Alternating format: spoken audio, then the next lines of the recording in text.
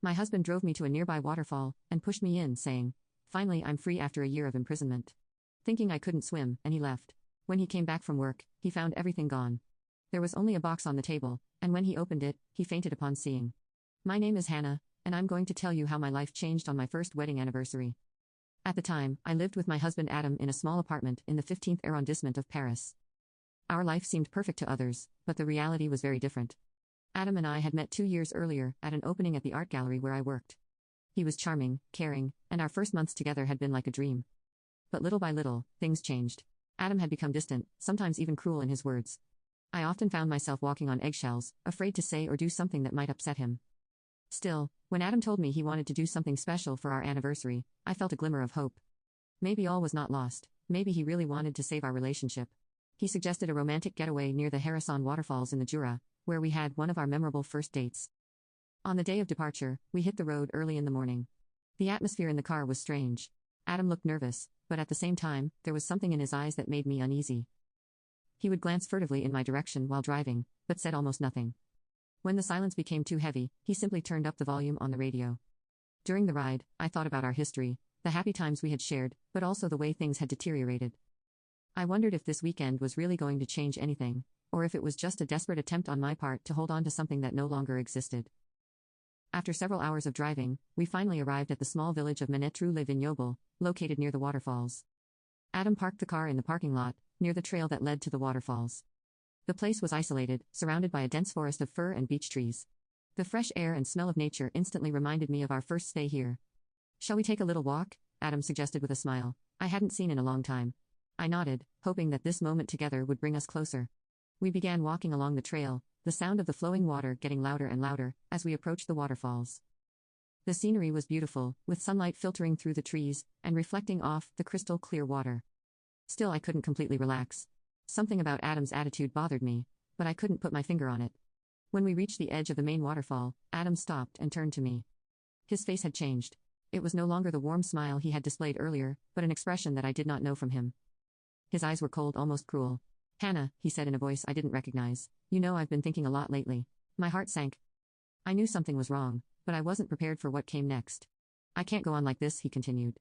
"This life, this marriage, it's not what I want." I was in shock. "Adam, what are you talking about? I thought we came here to fix things too." He cut me off with an icy laugh that made my blood run cold. "Make things right? No, Hannah, I came here to end things." Before I could react, I felt his hands push me violently. In a split second, I realized what was happening, but it was too late. I fell backwards towards the void, towards the tumultuous water below. The last thing I heard before my body hit the icy water was Adam's voice screaming, "Finally free after a year of imprisonment." The shock of the cold water took my breath away. The force of the current carried me away immediately, spinning me around like a rag doll. I struggled to the surface, my lungs burning with the need for air. When I finally managed to take a breath of oxygen, I was immediately submerged again by a wave. For what seemed like an eternity, I was tossed around by the rushing waters, unable to regain control.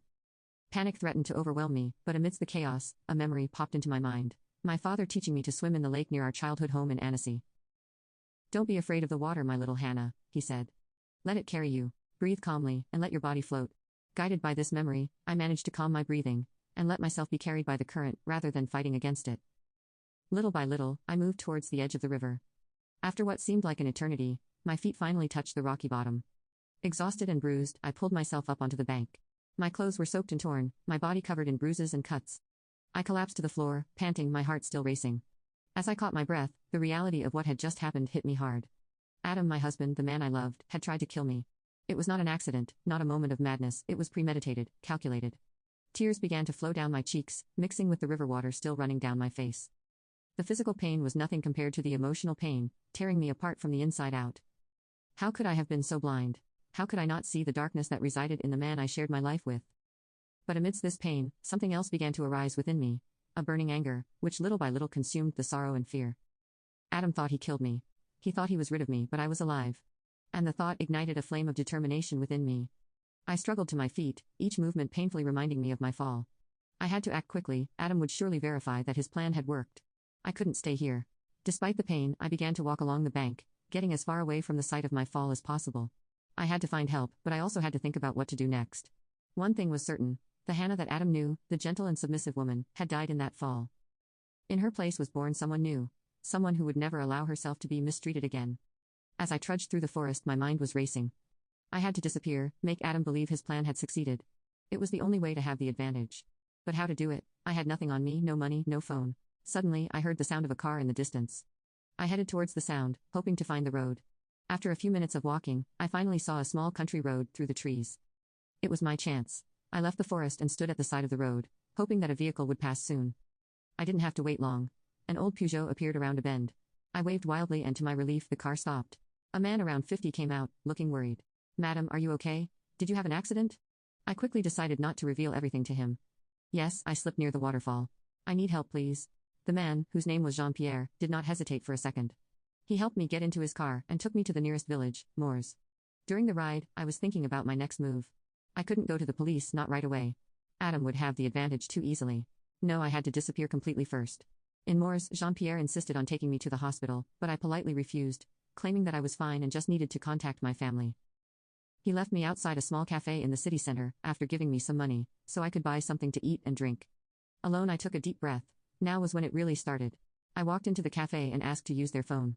There was one person I could call, a friend I trusted completely, Clara. When she answered, I felt an immense relief wash over me. "Clara, it's Hannah, I need your help. Don't ask any questions for now, please. Can you come and pick me up in Moors in the Jura? I'll explain everything to you, but it's urgent, and it's a matter of life and death."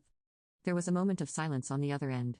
Then Clara replied, "I'm coming. Text me the exact address, I'll be there in a few hours." As I hung up, I felt for the first time since my fall a sense of hope. It was only the beginning, but I was determined.